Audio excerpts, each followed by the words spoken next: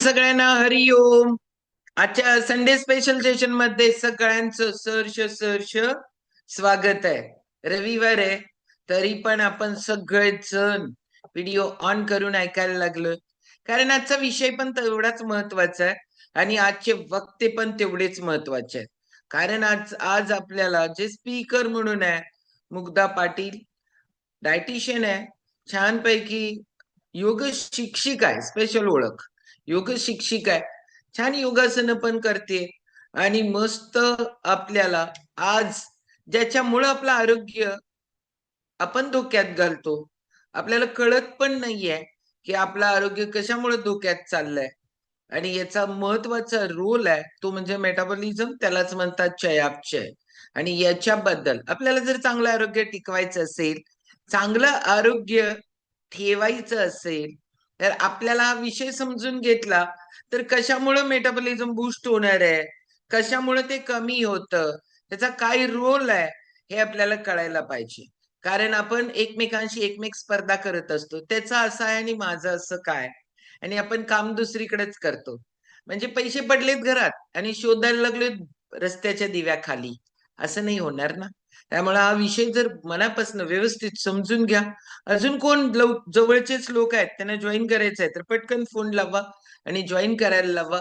आणि आपण जाणार आहोत आजच्या आपल्या स्पीकर कडे.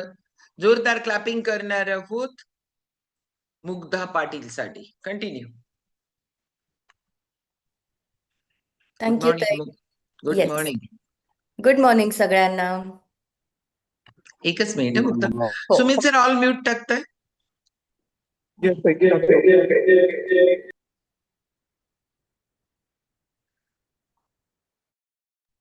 अनम्यूट कर मग तुझं.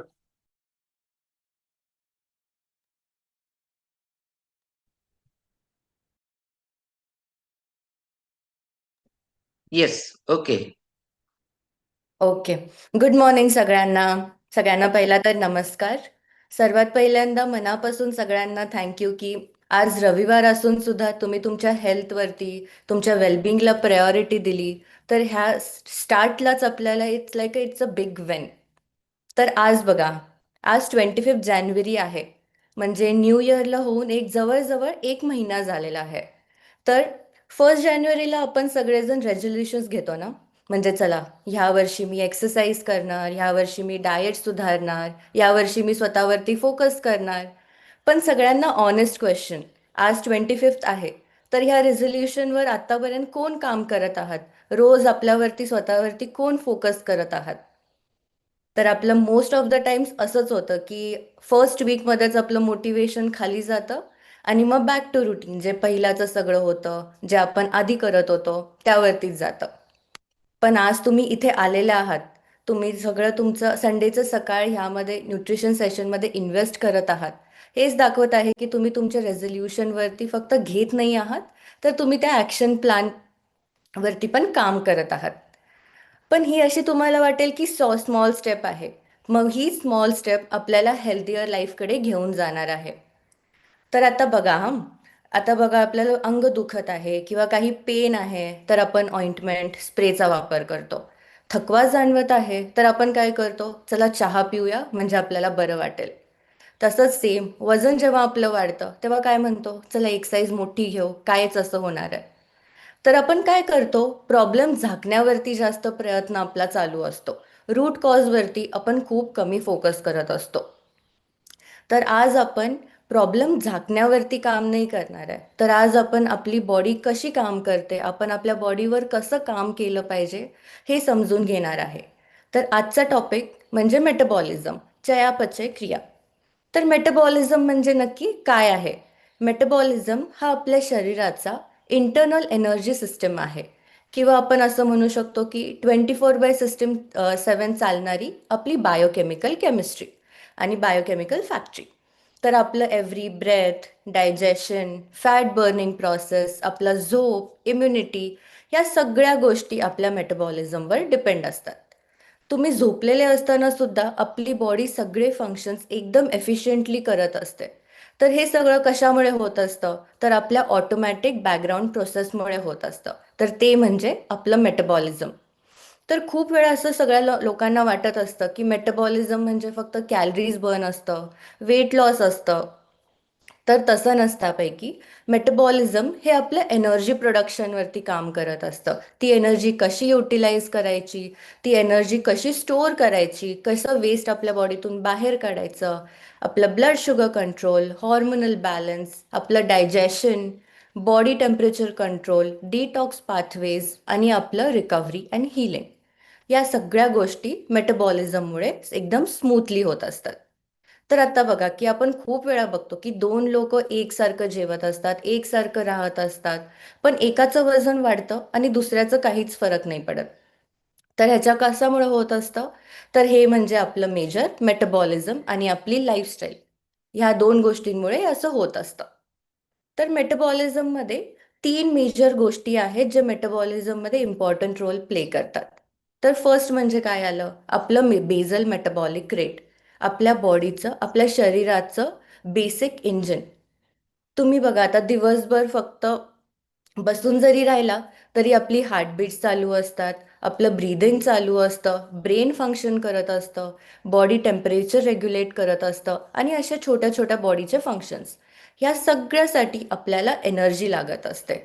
तर ह्यालाच म्हणतात बेझल मेटाबॉलिक रेट. तर मग BMR म्हणजे आपल्या बॉडीचं बेसिक सर्वायवल फंक्शन सिस्टम असतं. आपलं respiration, blood circulation, cell repair, hormone production, ह्या सगळ्या गोष्टींसाठी आपल्या ओव्हरऑल टोटल 60 to 70% आपल्या कॅलरीजचा उपयोग इथे होत असतो. मग आपलं जर समजा मेटाबॉलिझम जर स्लो झालं किंवा स्लो वाटत असेल, तर खूप वेळा हेच रिझन असतं की आपलं बेसिक इंजिन जे आहे, दॅट इज BMR, ते स्लो झालेलं असतं. मग BMR कधी कमी होतो? जेव्हा आपले मसल मास कमी होतात, आपण क्रॅश डायटिंग करतो, आपण आपल्या बॉडीला स्टार्व करत असतो, आपली झोप कमी झालेली असते किंवा क्रॉनिक स्ट्रेस असतो. आणि मेजर रिझन ऑल्सो की आपलं एज. एज जसं वाढत जाईल तसं BMR असू दे किंवा आपलं मेटाबॉलिझम असू दे, हे कमी होत जात असतं. तर सेकंड म्हणजे फूड डायजेशन एनर्जी, आपल्या बॉडीमधलं थर्मिक इफेक्ट ऑफ फूड. म्हणजे काय? आपण जे खातो ते पचवायला, ऑब्झर्व होण्यासाठी, यूज करण्यासाठी आपल्या शरीराला परत एनर्जी लागत असते. तर आता बघा आपण इनटेक काय करत असतो? Proteins, carbohydrates, fats. तर सगळ्यात जास्त प्रोटीन्सला डायजेस्ट करण्यासाठी किंवा युटिलाइज करण्यासाठी जास्त एनर्जी लागत असते. म्हणजे अप्रॉक्स पकडा, समजा तुम्ही 100 किलो कॅलरीजचं प्रोटीन जर खात असाल, तर 20 to 30 कॅलरीज तर ते पचवण्यामध्ये जात असतात. तर म्हणूनच म्हणतात की हाय प्रोटीन डाएट आपल्या मेटाबॉलिझमला इम्प्रूव्ह करण्यात खूप हेल्प करत असतं. तर थर्ड थर्ड म्हणजे मेन ॲक्टिव्हिटी एनर्जी, आपली फिजिकल ॲक्टिव्हिटी प्लस नीट. नीट म्हणजे काय? NEAT, non exercise activity thermogenesis. तर आपलं मेटाबॉलिझमला विजिबली ॲक्टिव्ह ठेवणारं म्हणजे काय? आपलं वर्कआउट्स आले, योगा आलं, वॉकिंग आलं, ह्या सगळे तर आहेतच. पण नीट नीट म्हणजे काय? जसं मी म्हटलं, नॉन एक्सरसाइज ॲक्टिव्हिटी थर्मोजेनेसिस. म्हणजे एक्सरसाइज नसतानाही आपले होणारी हालचाल. म्हणजे रोजचं आपलं चालणं असू दे, जिने चढणे असू देत, स्वयंपाक असू दे किंवा उभा राहून काम करणं असू दे, ह्या छोट्या छोट्या मूव्हमेंट मिळून आपल्या दिवसभरात जे कॅलरीज बर्न होत असतात त्याला नीट म्हणतात. आणि जर समजा आपली सेडेंटरी लाईफ असेल, म्हणजे दिवसभर बसून असेल, दिवसभर बसून काम असेल किंवा लिफ्ट यूज करणं, स्क्रीन टाईम जास्त, मूव्हमेंट कमी. सर जेव्हा आपण खूप वेळ असं बसून राहत असतो तर ही जी नीटची प्रोसेस आहे ही खूप स्लो होते. मग आपलं जे डेली एनर्जी बर्न असतं ते कमी होतं, आपलं ब्लड सर्क्युलेशन स्लो होतं, आपली मसल ॲक्टिव्हिटी कमी होते आणि मग त्याच्यामुळेच आपलं मेटाबॉलिझम पण स्लो होत असतं. तर मग खूप लोक म्हणतात की चला मी 1 तास जिमला जातो आणि दिवसभर मग मी सॉर्टेड आहे. पण तसंही नाही आहे. जर समजा तुम्ही 1 तास जिमला गेला आणि बाकीचे 10-12 तास तुमचं बसूनच काम होत असेल, तर अगेन तुमची बॉडी जास्त ॲक्टिव्ह नाही आहे. तर ते परत तुमच्या मेटाबॉलिझमला दिवसभर अफेक्ट करतं. तर थ्रू आउट द डे थोड्या ना थोड्या वेमध्ये तुम्ही तुमच्या बॉडीला ॲक्टिव्ह ठेवलं पाहिजे. तर आता बघा डेली लाईफमध्ये मेटाबॉलिझम स्लो झालं तर काय होतं? तर आपल्याला कॉन्स्टंट थकवा जाणवतं, आपल्या बॉडीमध्ये शुगर फ्लक्च्युएशन्स असतात, वेट गेन होतं, आपलं ब्लोटिंग, मूड स्विंग्स, प्रॉपर आपण ब्रेन वाईज फंक्शन नाही करू शकणं, लक्ष नाही लागणं, ह्या सगळ्या गोष्टी कशामुळे होतात? तर ते आहे मेटाबॉलिझम स्लो असल्यामुळे. मग तेच जर ह्याच्या ऑपोजिट आपलं जर मेटाबॉलिझम खूप स्ट्रॉंग असेल, आपलं इम्प्रूव्ड असेल, तर आपले एनर्जी स्टेबल असतात, डायजेशन स्मूथ होतं, हॉर्मोन्स बॅलन्स्ड असतात आणि आपली रोगप्रतिकारशक्तीही स्ट्रॉंग असते. तर मग मेटाबॉलिझम आपल्या लाईफचं हा क्वालिटी कंट्रोलर आहे. तर मग ते आपल्या हातात आहे की ते आपल्याला स्लो अजून करायचं आहे की अजून ते चांगलं बिल्ड करायचं आहे. मग आता आलं की नंतर आपल्या मेटाबॉलिझममध्ये काय काय चेंजेस होत असतात. तर खूप वेळा असे लोक म्हणतात की मी आधी असं करायचो, मी नीट खाऊन काहीही खाल्लं तरी मला सगळं पचायचं, पण आता तसं नाही आहे. आता काही जरी थोडं वेगळं केलं की मला ॲसिडिटी होते, हेवी फील होतं, गॅसेस फॉर्म होतात, हेडेक चालू होतं. ह्या सगळ्या गोष्टीला खूप मेजर रिझन्स आहेत. तर सगळ्यात पहिलं म्हणजे मसल लॉस. नंतर एव्हरी 10 इयर्स आपल्या बॉडीमध्ये 3 to 5% मसल्स कमी होत असतात. आणि जर आपलं प्रॉपर वर्कआउट नसेल, राईट न्यूट्रिशन नसेल, तर त्याची प्रोसेस अजून जास्त फास्ट होते, म्हणजे आपलं मसल लॉस अजून वाढतं. आता बघा, मसल आपलं कॅलरी बर्निंग फॅक्टरी आहे आणि फॅट हा स्टोरिंग टिश्यू. जेव्हा मसल्स कमी होतात, फॅटची मेटाबॉलिझमची जी प्रोसेस आहे ती स्लो होते आणि जसं मसल्स कमी होतात आणि फॅट वाढतात, आपल्यामध्ये वेट गेन खूप जास्त प्रमाणात होत असतो. आणि ह्या सगळ्याला अजून जास्त कारणीभूत म्हणजे आपलं सेडेंटरी लाईफस्टाईल. सेडेंटरी लाईफस्टाईलमुळे आपली मसल लॉसची जी प्रोसेस आहे ती अजून स्पीडअप होत असते. तर सेकंड म्हणजे काय आलं? तर आपलं हॉर्मोनल शिफ्ट. सगळ्यात पहिला म्हणजे इन्सुलिन रेझिस्टन्स. आपले जे सेल्स असतात ते शुगरला एक्सेप्ट नाही करत, कारण आपल्या बॉडीमध्ये इन्सुलिन प्रॉपर वेमध्ये फंक्शन नाही करत आहे. तर मग काय होतं? आपल्या ब्लड स्ट्रीममध्येच शुगर राहतं, फॅट बिल्डअप होतं आणि ह्या सगळ्या प्रोसेसमध्ये जसं फॅट बिल्डअप होईल, आपलं मेटाबॉलिझम कमी होतं. सेकंड म्हणजे थायरॉइड हॉर्मोन. तर खूप वेळा असं होतं, थायरॉइड हॉर्मोन हा सगळ्यात जास्त इम्पॉर्टंट हॉर्मोन आहे आपल्यासाठी, मेटाबॉलिझमसाठी. तर जेव्हा आपलं मेटाबॉलिझम स्लो होतो, थायरॉइड हॉर्मोन खूप कमी प्रमाणात ॲक्टिव्ह फॉर्ममध्ये कन्वर्ट होत असतो. तर जर थायरॉइड ॲक्टिव्ह फॉर्ममध्ये नसेल, तर जी मेटाबॉलिझमची प्रोसेस आहे तेच पूर्ण नाही होत. मग त्याच्यामुळे आणि काय होतं? आपली एनर्जी डाऊन होते, आपले मूड स्विंग्ज असतात, आपली भूक वाढलेली असते, वेट गेन होतो, फॅट वाढतं. ह्या सगळ्या गोष्टी कशामुळे होतात? तर आपलं थायरॉइड हॉर्मोन नॉर्मल नाही फंक्शन करू शकत आहे त्यामुळे. आता बायकांच्या मध्ये बघा, बायकांची जी बॉडी आहे ती मेटाबॉलिझम हॉर्मोन सेन्सिटिव्ह आहे. तर आता म्हणजे असं लेट 30s-40sमध्ये विमेनमध्ये एस्ट्रोजन हॉर्मोन खूप फ्लक्च्युएट होत असतं आणि त्याची जी कॅपॅसिटी असते किंवा जे लेवल्स असतात ते खूप ग्रॅज्युअली डिक्रीज व्हायला लागतात. मग ह्याचा मेटाबॉलिझमवर काय इफेक्ट होतो? आपल्या बॉडी स्टोरेजचा जो पॅटर्न असतो तो चेंज होतो, आपलं बेली फॅट वाढतं, वेस्ट लाईन वाढायला लागतं. ह्या सगळ्या गोष्टी मेटाबॉलिझम कमी झाल्यामुळे होत असतात. मग अगेन फिमेल्समध्ये ओव्हरऑल फॅट बिल्डअप होण्याची टेंडन्सी जास्त असते आणि ही जी मेनिपॉज स्टेज आहे, ह्यामध्ये जर प्रॉपर फंक्शन आपण नाही केलं, प्रॉपर काम नाही केलं, तर अजून जास्त फॅट बिल्डअप होण्याचे चान्सेस असतात. मग ह्यानंतर काय आहे? अगेन इन्सुलिन सेन्सिटिव्हिटी ते कमी होते, आपलं जे फॅट बर्निंग प्रोसेस आहे ते स्लो होते. म्हणजे जरी तुम्ही वेट तिथं स्टक असेल, तुमची बॉडीची ओव्हरऑल फंक्शनिंग जे पॅटर्न आहे ते चेंज होतं, म्हणजे मसल कमी होतं आणि जे मसल कमी झालेलं आहे त्या ह्याच्यामध्ये आपलं फॅट बिल्डअप होत असतं. तसंच सेम मेनमध्ये आहे की आपलं तुमचं जे टेस्टोस्टेरॉन हॉर्मोन आहे ते कमी व्हायला लागतं आणि टेस्टोस्टेरॉन हॉर्मोन डिरेक्टली लिंक असतं मसल गेनिंगमध्ये. मग जर टेस्टोस्टेरॉन तुमचं कमी होत असेल, तर अगेन तुमचं मसल लॉस बिल्टअप होणार. तर सेम जसं बायकांच्यामध्ये आहे की पोस्ट 30s-40s त्यांचे हॉर्मोन्स कमी होत असतात, तसं सेम मेनमध्येही आहे. मग ही जी प्रोसेस आहे हे मेटाबॉलिझम स्लो करतं. मग थर्ड आपलं मेजर थिंग आहे म्हणजे मूव्हमेंट.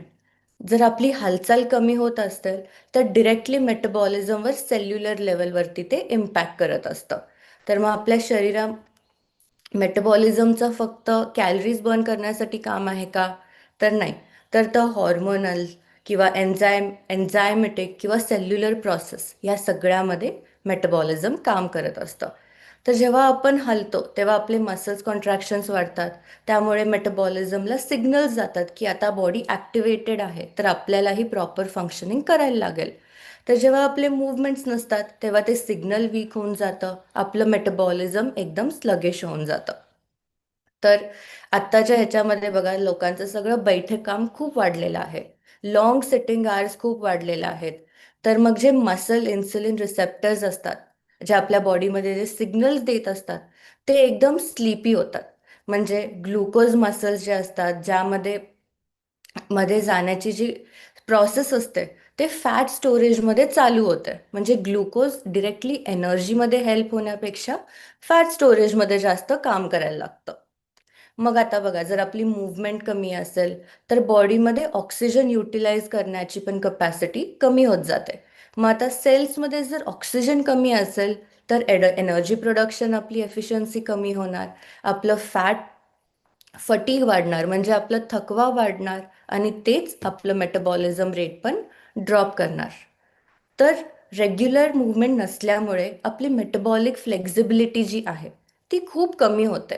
मग आता बघा की बॉडी कार्ब्समध्ये जे असतं ते आपलं जे प्रोसेस असतं की कार्ब्सला एनर्जीमध्ये कन्वर्ट करण्याचं, ती प्रोसेसच स्लो होऊन जाते आणि फॅट बिल्टअप वाढत जातो. मग अजून असं होतं की चला आपण थोडं जरी खाल्लं की मग ते आपण असं म्हणतो की अरे माझं लगेच स्केलवरती वजन वाढलेलं दिसत आहे. तर हे मेजर रिझन आहे की आपली ॲक्टिव्हिटी नाही आहे. तर मग हे कसं आहे, मूव्हमेंटमुळे आपल्या बॉडीमध्ये फॅट बर्निंग एन्झाईम्स आहेत, ते ॲक्टिवेट होत असतात. आणि जर आपली सेडेंटरी लाईफस्टाईल असेल तर त्यामध्ये एन्झाईम्सची प्रोसेस पण एकदम स्लो होऊन जाते.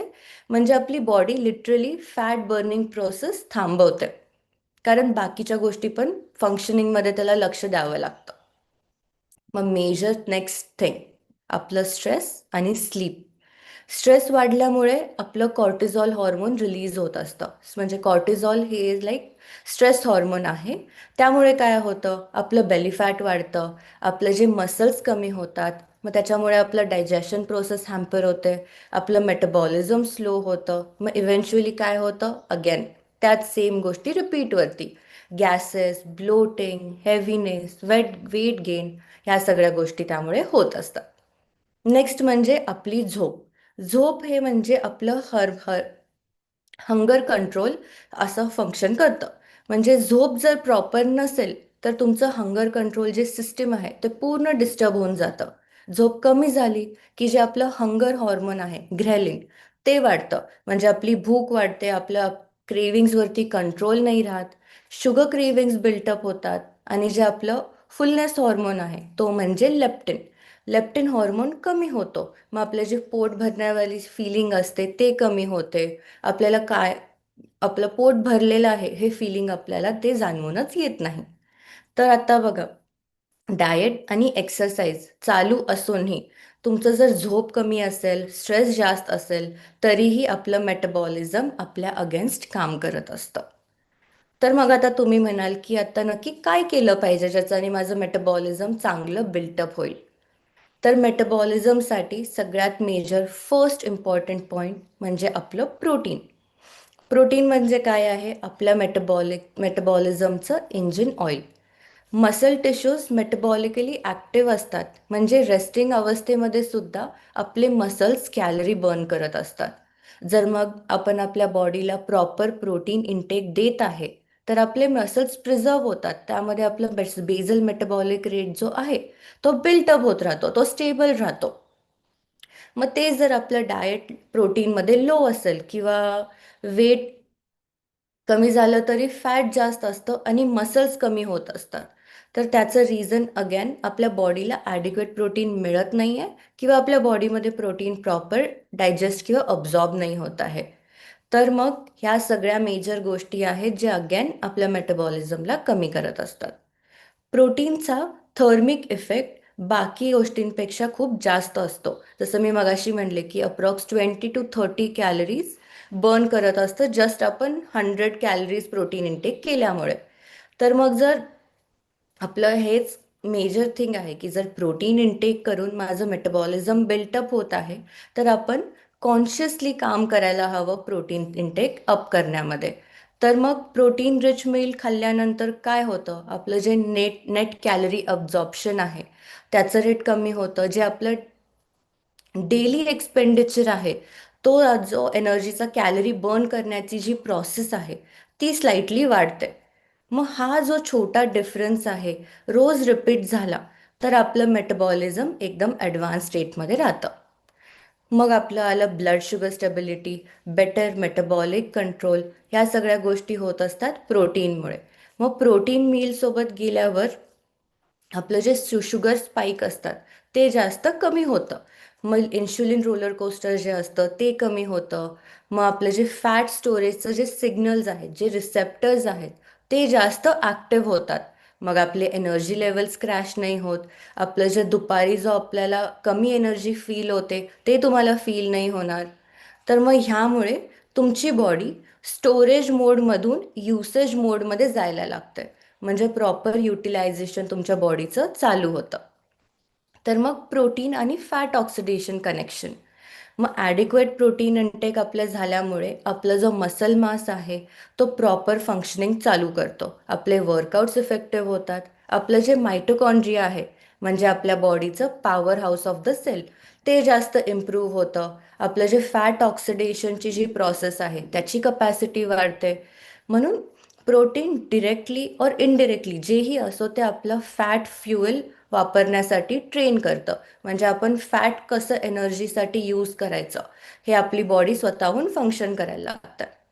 तर पोस्ट 30 आपली जी रिकव्हरी आहे तिची स्पीड खूप कमी होत असते.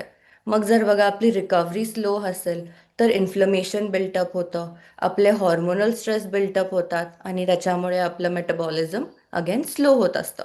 तर मग जर आपण प्रोटीन इंटेक अप केलं तर आपली रिकव्हरी टाईम इम्प्रूव्ह होते, आपलं कॉर्टिसॉल हॉर्मोन बॅलन्समध्ये येतं आणि अगेन जो मेटाबॉलिक स्ट्रेस आहे तो कमी होतो आणि जी रिकव्हरीची प्रोसेस आहे ते फास्ट होतं. तर प्रोटीन फक्त आपलं मसलसाठी आहे का? तर नाही. प्रोटीन्स जसं की muscles are full of made of protein, तसेच आपल्या बॉडीमध्ये हॉर्मोन्स, आपले एन्झाईम्स ह्या ज्या छोट्या छोट्या गोष्टी आहेत जे खूप मोठं काम करत असतात त्या सगळ्या गोष्टी पण प्रोटीनपासून बनलेल्या असतात. तर मग लार्ज स्केलवरती जर आपल्या बॉडीला ॲक्टिव्ह ठेवायचं असेल, बॉडीचं फंक्शनिंग चांगलं ठेवायचं असेल तर आपल्याला प्रोटीन जाणं गरजेचं असतं. तर मग आपल्याला असं मेक शुअर करायचं आहे की आपल्या एव्हरी मीलमध्ये in some or the other फॉर्ममध्ये प्रोटीन गेलंच पाहिजे. जर आपल्याला आपली इम्युनिटी स्ट्रॉंग ठेवायची असेल, मेटाबॉलिझम चांगलं ठेवायचं असेल तर यासाठी. मग नेक्स्ट म्हणजे काय आलं तर आपलं गट हेल्थ. आपलं gut health it's like a hidden metabolism regulator. आपलं गट बॅक्टेरिया जे आहेत ते फक्त डायजेशन न करता अजून खूप गोष्टी करत असतात. तर ते म्हणजे काय, आपले व्हिटॅमिन B12, व्हिटॅमिन K हे प्रोड्यूस करण्यामध्ये हेल्प करत असतं. आपलं जे बॉडीमध्ये इन्फ्लमेशन आहे ते कमी करण्यामध्ये हेल्प करत असतं. इन्सुलिन सेन्सिटिव्हिटी वाढवतं, हंगर हॉर्मोन्स कंट्रोलमध्ये ठेवत असतं. आपलं जे सटायटी हॉर्मोन आहे म्हणजे लेप्टिन, भूक आपल्याला आता सॅटिस्फाईड आहे वालं हॉर्मोन, ह्या सगळ्या गोष्टी रेग्युलेट करत असतं आपलं गट हेल्थ. तर मग गट हेल्थचा आपला सगळ्यात जास्त इम्पॉर्टंट फूड म्हणजे काय, तर ते आहे आपलं फायबर. फायबर आपल्या बॉडीमध्ये प्रीबायोटिक असं ॲक्ट करत असतं. आपले जे गुड बॅक्टेरियाज आहेत ते फायबरवरती थ्राईव्ह करत असतात. मग त्याच्याने काय होतं, आपल्या बॉडीमध्ये शॉर्ट चेन फॅटी ॲसिड्स हे इम्प्रूव्ह होत असतात जे डिरेक्टली आपलं गुड बॅक्टेरियाजचं रेट वाढवतं. म्हणजे आपलं गट हेल्थचं इम्प्रूव्हमेंट अजून होत असते. मग जेव्हा आपली गट हेल्थ एकदम इम्प्रूव्ड असेल किंवा हेल्दी असेल तर त्याच्यामुळे आपलं मेटाबॉलिझम फ्लेक्झिबिलिटी जी आहे ती एकदम अप झालेली असते. आपलं जे सिस्टमिक इन्फ्लमेशन असतं ते कमी होतं. आपली जी गट लाइनिंग आहे ते एकदम नॉर्मल होतं. तर ह्या सगळ्या गोष्टीमध्ये गट हेल्थ पण हा खूप इम्पॉर्टंट फॅक्टर आहे आपल्या मेटाबॉलिझमसाठी. मग नेक्स्ट काय आहे, तर आपले मील टायमिंग्स आणि सर्केडियन रिदम. आपल्या शरीरात एक इंटरनल बायोलॉजी क्लॉक आहे, त्याला म्हणतात सर्केडियन रिदम. तर आपलं दिवसा बघा, आपली इन्सुलिन सेन्सिटिव्हिटी आहे, हाय असते, आपलं डायजेस्टिव्ह एन्झाईम्स ॲक्टिव्ह असतात, आपले जे नॅचरली प्रोड्यूस होणारं कॉर्टिझॉल आहे, म्हणजे जे डेली एनर्जीवरती काम करत असतं, ते हाय असतं.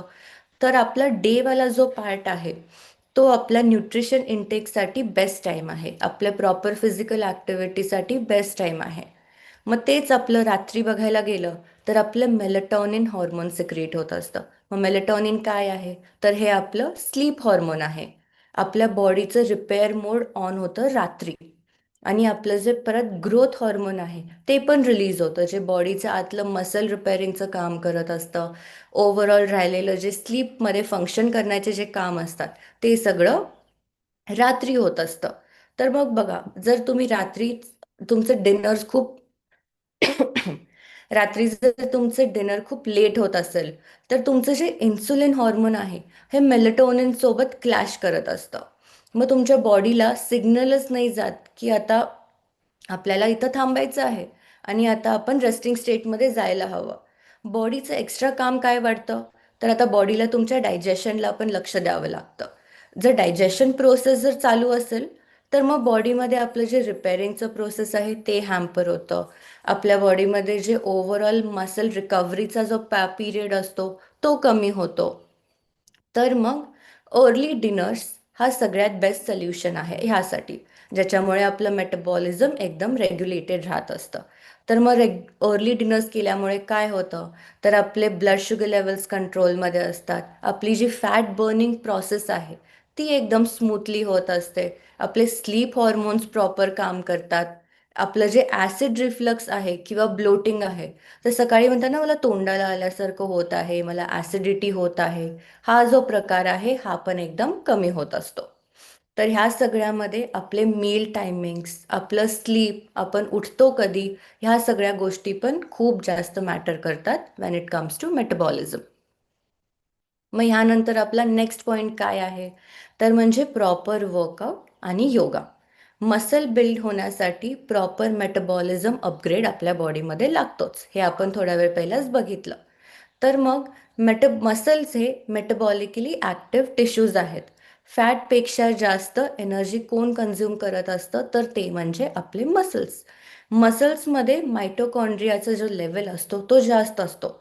मग जेव्हा आपलं मायटोकॉन्ड्रिया जास्त असेल, आपला जो power house of the cell आहे, जसं जास्त मायटोकॉन्ड्रिया तसंच जास्त फॅट ऑक्सिडेशन, फॅट मेटाबॉलिझम आणि आपलं वेट लॉस ह्याच सिम्पल प्रोसेसनी होत असतं.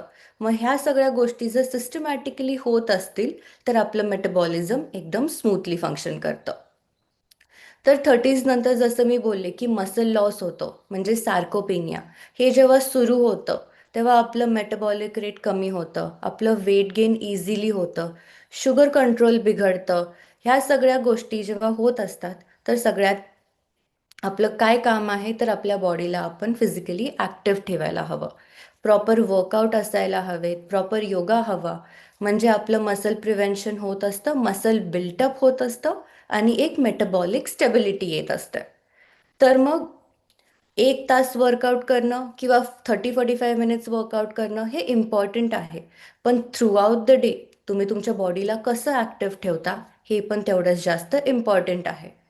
तर आता बघा, आपण खूप लोक मेजर 3 मील्स घेत असतो, ब्रेकफास्ट, लंच आणि डिनर. तर आपण मेक शुअर केलं पाहिजे की प्रत्येक मील नंतर ॲटलिस्ट 5-10 मिनिट्सचं तरी आपलं वॉक असायला हवं. किंवा आता आपण कंटिन्युअस 1 तासासाठी बसलेलं आहे तर उठून काहीतरी ॲक्टिव्हली काम करायला हवं. तर ह्या सगळ्या गोष्टी केल्यामुळे आपलं शुगर स्पाईक कमी होतं, डायजेशन इम्प्रूव्ह होतं. ह्या गोष्टी आपल्या होत असतात आपलं फिजिकली ॲक्टिव्ह राहिल्यामुळे. मग नेक्स्ट काय आहे, तर ते म्हणजे आपली झोप.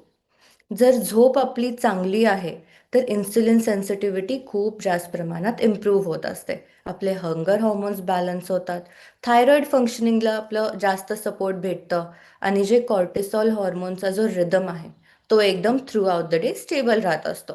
मग ज्यामुळे आपली बॉडी फॅट बर्निंग स्टेटमध्ये जास्त असते instead of just going into the storage mode. मग आता झोप कमी झाली की आपलं मेटाबॉलिझम स्लो होत असतं, आपले क्रेविंग्स वाढतात, आपली भूक वाढते. मग ह्या सगळ्या गोष्टी ज्या आहेत ह्याच्यावर काम जर आपल्याला करायचं असेल तर आपल्याला आपलं झोप पण एकदम प्रॉपर हवं.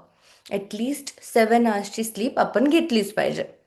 मग ह्यामध्ये एक्सरसाइज कॅलरी बर्न करतं, आपलं फूड आपल्याला फ्युअल देतं, पण स्लीप ठरवतं तुम्ही तुमचं मेटाबॉलिझम किती स्मार्टली काम करतं किंवा किती स्मार्टली फंक्शन करत असतं.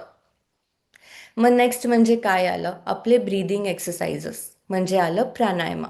प्राणायामा it's like a nervous system metabolism control.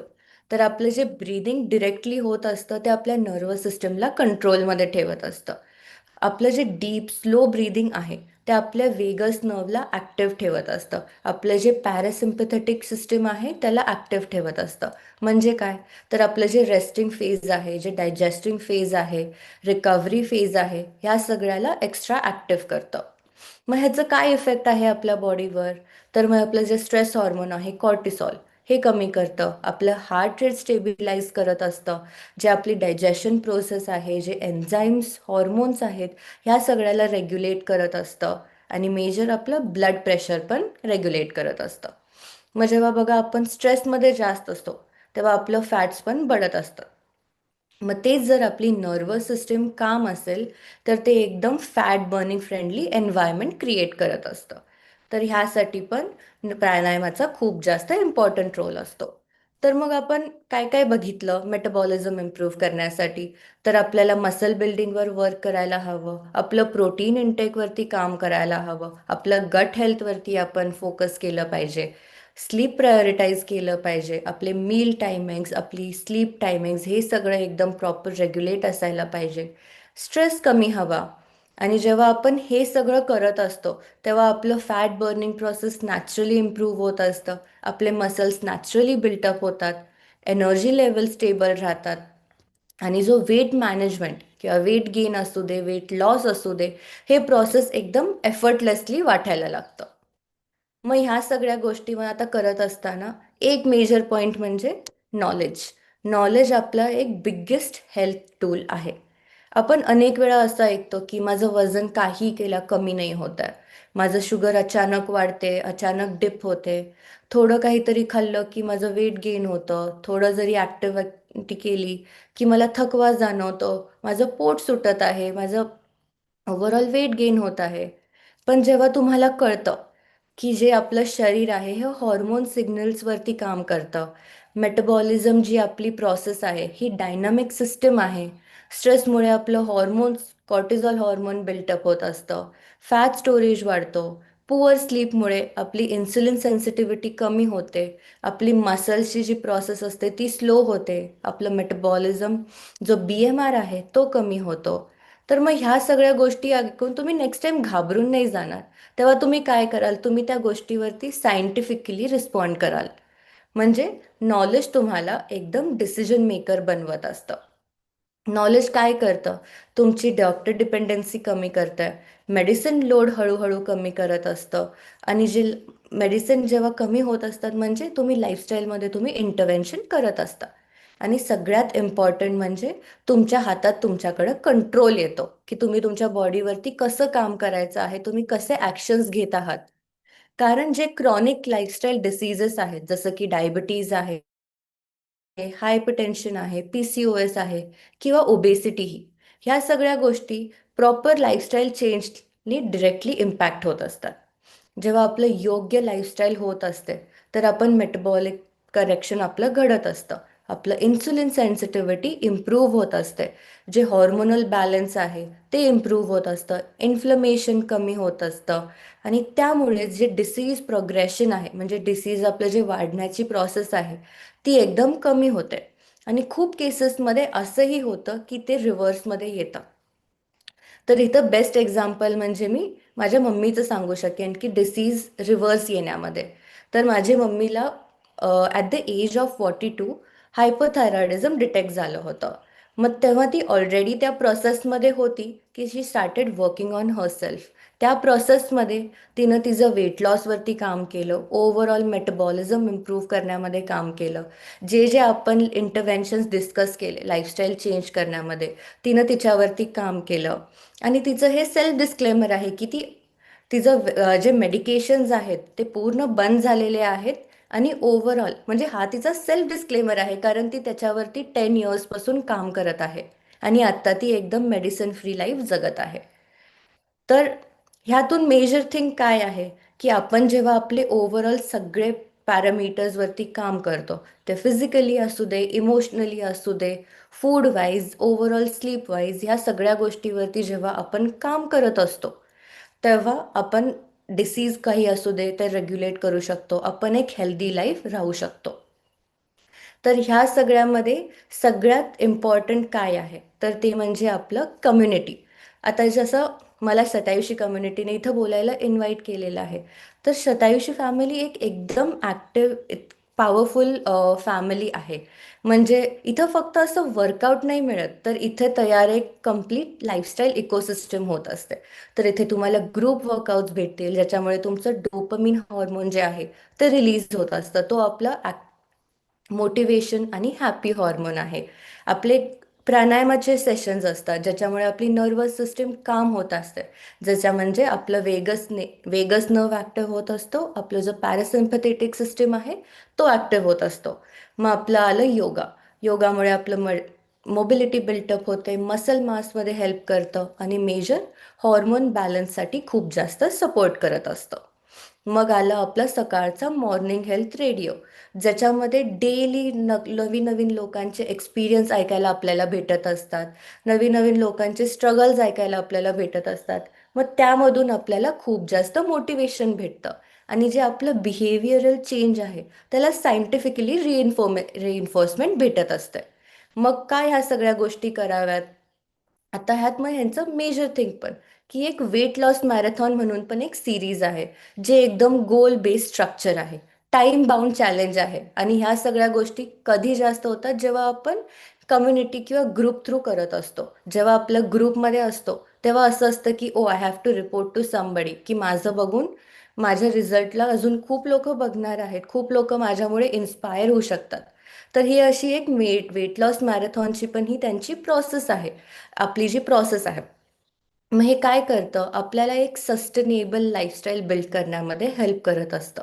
आणि जेव्हा ह्या सगळ्या प्रोसेसमधून आपण डेली जात असतो, तर आपलं जे कन्सिस्टन्सी आहे ते खूप इझी वाटू लागतं. आणि जेव्हा असं आता बघू शकतो ना आपण की एकट्याने मोटिवेशन टिकवणं खूप जास्त अवघड असतं, कारण आपलं ब्रेन सोशली रिइन्फोर्समेंटवरती जास्त फोकस करत असतं, त्याला जास्त स्ट्रॉंगली रिस्पॉन्ड करत असतं. मग ते जर आपण ग्रुपमध्ये करत असेल तर आपली अकाउंटेबिलिटी वाढते. अकाउंटेबिलिटी वाढते म्हणजे काय होत असतं, तुम्हाला एक कुणाला तरी सांगायचं असतं की ओ हे मी आज केलंय. तुमच्यावरती कुणाचं तरी लक्ष असतं ह्या कम्युनिटीमध्ये. आपल्यावरती सारखं कोण ना कोणतरी एक असं विश्वास देत असतं की अरे हां, तू हे करू शकतोस, तू करू शकतीस. ह्या गोष्टी होत असतात. आपली कन्सिस्टन्सी बिल्टअप होते. आपला जो हॅबिट लूप आहे तो एकदम स्ट्रॉंग बनत जातो. आपले जे स्ट्रेस हॉर्मोन्स आहेत ते कमी होतं, कारण तुमच्याकडे एक ग्रुप आहे जे तुमच्यासाठी खूप जास्त ॲक्टिव्हली पार्टिसिपेट करून सगळ्या गोष्टीमध्ये हेल्प करत असतं. आपलं जे मूड आहे ते इम्प्रूव्ह होतं असतं, म्हणजे नॅचरली आपले सेरोटोनिन असू दे किंवा ऑक्सिटोसिन असू देत, हे जे हॅपी हॉर्मोन्स आहेत हे डेली लेवलवरती इन्क्रीज होत असतं, रिलीज होत असतात. कारण हे जे ॲक्टिव्हिटीज आहेत हे थ्रू आउट द डे चालू असतात. मग आपल्याला आपल्या हातात आहे की आपण हे आपल्या लाईफमध्ये किती प्रमाणात आणतो आणि किती प्रमाणात आपण थ्रू आउट द डे ह्या सगळ्या गोष्टीचा अनुभव किंवा एक्सपिरियन्स घेत आहे. कारण ह्या सगळ्या गोष्टी जेव्हा आपण करतो, आपली जी हेल्थ जर्नी आहे ही पनिशमेंट न राहता एकदम एन्जॉयबल प्रोसेस बनते. तर मग आजच तुम्ही ठरवा की आज ज्यांनी तुम्हाला इथं इन्व्हाइट केलेलं आहे त्यांच्याबरोबर जाऊन तुम्ही डिस्कस करावं की ह्या सगळ्या गोष्टी मी कसं करू शकतो, ह्या सगळ्या गोष्टी जर मी केलं तर माझ्यामध्ये काय काय चेंजेस होऊ शकतात, हे सगळं तुम्ही बघू शकता. मग जसं आपण मेटाबॉलिझम बद्दल बोललो, हा मेटाबॉलिझम हा कुठलाही मॅजिक हॅक आहे का? तर नाही. ती रोज आपल्या छोट्या छोट्या सर्वांनी बेसिसवरती रेग्युलर बेसिसवरती काम करणारी एक हॅबिट सिस्टम आहे. तर त्याच्याने काय होतं, आपली बॉडी स्ट्रॉंग होते, आपलं माइंड काम राहतं, आपली लाईफस्टाईल ॲक्टिव्ह होते, कन्सिस्टंटली आपण रुटीन आपलं बिल्टअप करतो आणि मेजर थिंग सपोर्टिव्ह पीपल. आपण जेव्हा सपोर्टिव्ह पीपल सगळ्यांच्या कॉन्टॅक्टमध्ये असतो तेव्हा आपलं जास्त मोटिवेशन बिल्टअप होत असतात आणि अगेन आपल्यामध्ये एक वेगळं कॉन्फिडन्स बिल्ट होतं की ज्याच्यामुळे माझी लाईफस्टाईल मी स्वतःहून करेक्ट करू शकत आहे माझ्या ह्या कम्युनिटीच्या हेल्पमुळे. तर मी शतायुषी फॅमिलीला थँक्यू म्हणेल की तुम्ही तुमच्या या हेल्थ जर्नीचा मला भाग बनवण्यामध्ये भाग बनवलं आणि ह्या बोलण्याची मला संधी दिली. थँक्यू. चला जोरदार क्लॅपिंग करू आपण मुग्धासाठी. कारण का की खरंच मेटाबॉलिझम फक्त असं नाहीये की आपण एक छोटासा पार्ट आहे. खाण्यापासून वेस्ट बाहेर टाकण्यापर्यंत दिवसभराच्या सगळ्या हालचालींसाठी लागणारे एनर्जी, हे सगळ्याचा मेन रोल हा मेटाबॉलिझम वर आहे. आपण सगळ्या अँगलनं बघितलं, हार्मोन्सचा त्याच्यावर कसा परिणाम होतो, हार्मोन्स बॅलन्स करायला आपल्याला काय करायला पाहिजे, कुठल्या ऍक्टिव्हिटीज करायला पाहिजे, जेणेकरून आजची लाईफस्टाईल नुसता म्हणून चालणार नाहीये. बैठी जीवनशैली म्हणून चालणार नाहीये, ती तर चालणारच आहे. पण त्याच्यामध्ये स्वतःला वर्क करावं लागणार आहे आपल्याला. आणि स्वतःला काय करायचंय, खाण्यापिण्याचा केवढा भारी रोल आहे. ज्या गोष्टी ऍड करायला पाहिजे त्या होत नाहीये, ज्या प्रोटीन इनटेक वाढायला पाहिजे, घरातल्या ताटातला पण वाढायला पाहिजे, आपण त्या सगळ्याच गोष्टींवर जर छानपैकी काम केलं, मसल बिल्ड केले, फॅट बर्निंग प्रोसिजर छानपैकी होईल, तुम्ही किती ऍक्टिव्ह राहाल, किती हेल्दी राहील आपण सगळेच. आणि त्याच्यासाठी व्हेरी इम्पॉर्टंट नॉलेज आहे. आणि ते नॉलेज आपल्याला असे क्लास लोकांकडून आपल्याला भेटतंय, घर बसल्या भेटायला लागलंय. तर आज ज्यांनी तुम्हाला लिंक दिल्या पहिल्यांदा त्यांना